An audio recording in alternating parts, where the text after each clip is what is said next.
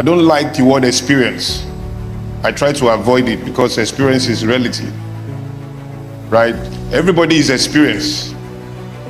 A foolish person is very experienced, particularly if he's old and foolish. That's a lot of experience. You don't need formal training to know how to be foolish. You don't need formal training. You don't need formal training. There are 11 things you don't need formal training to know how to do. You don't need formal training to know how to be angry, to be unforgiving, to be malicious, to be a foolish person. To be wise, you need training. Foolishness is default. Your propensity for foolishness is very high, just because you are human. That you will naturally come in contact with wisdom is a very low possibility. Chances that you will naturally manifest foolishness is very high. Are we on the same page? Now, plus that somebody must be foolish for wisdom to have value at all. If everybody is wise, wisdom will be common and without value.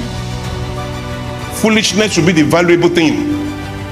If foolishness is rare and wisdom is common, what they'll be paying people salary for will be how to be foolish. What makes something valuable is not that it is shining or it is beautiful or it is nice. It is rarity that determines the value of a thing. The reason why gold is very expensive is not because it's shining. In fact, raw gold doesn't shine at all. You have to refine it to see the shining part of it.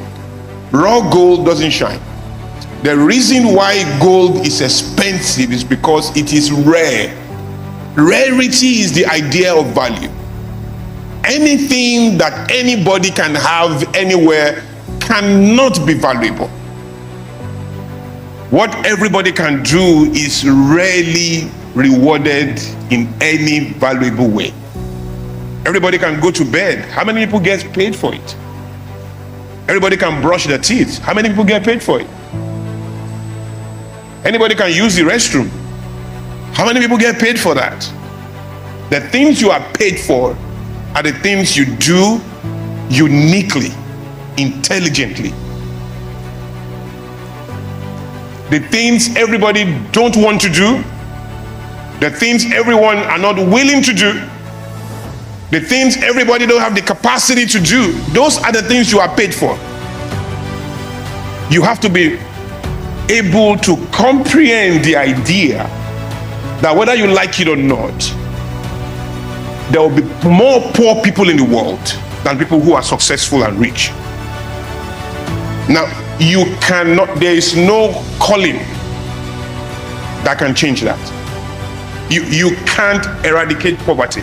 Every time we hear words like poverty eradication, it's just distracted people who need attention with the masses that talk like that to rent a weak space in the head of the masses to govern their behavior. In practical terms, there's no such thing as poverty eradication. Now, you can alleviate poverty, meaning you can reduce its impact in an environment, but to eradicate it, what you are saying is that, one, you will eliminate foolishness. And if foolishness is eliminated, wisdom will be unnecessary. There will be no need for wisdom if people cannot be foolish. The classification for wisdom is the residual component in foolishness. Somebody must be foolish for wisdom to continue to have value. Now, we don't know who the person is. The choices of human beings will decide who that person is, because at the end of the day, foolishness is an office, wisdom is an office. Human beings will occupy it. They will occupy it with their choices. Their choices. Are you here? So first of all, you must end foolishness. Then you must kill the devil.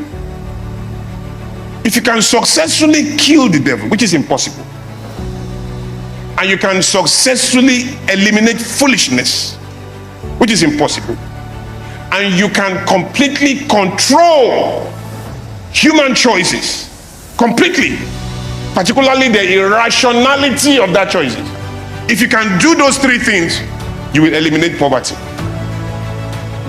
You see statements like end rape, is those impractical statements we convince ourselves with to help us to live with our nuisance today. There are stories you can tell yourself to permit yourself to manifest your foolishness.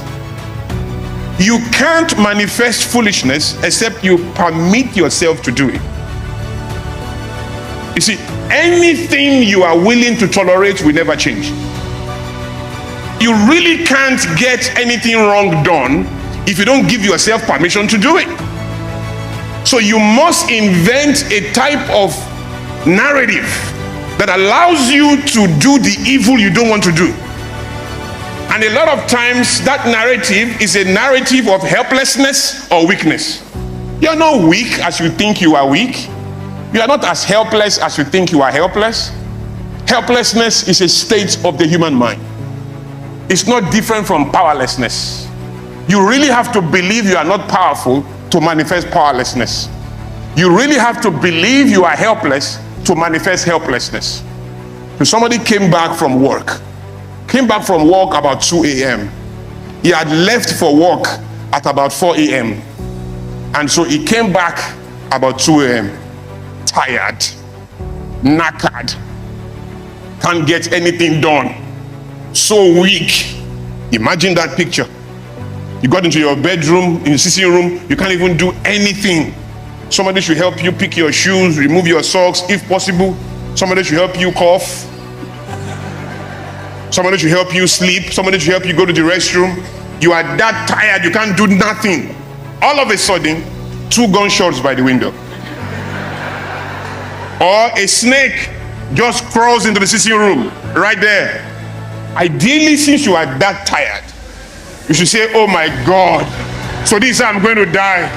I'm so tired, they are shooting here. Look at snake, oh my God, this is my end. God, my life. Is that not what you should do? Because you are tired. Is that what you will do? What will the person do? Take off. When it took off, did somebody come and say, take energy, run? No, the energy has been there dormant. It needs a contrary situation to compel him to place a demand on an hitherto dormant energy. So it's not weak.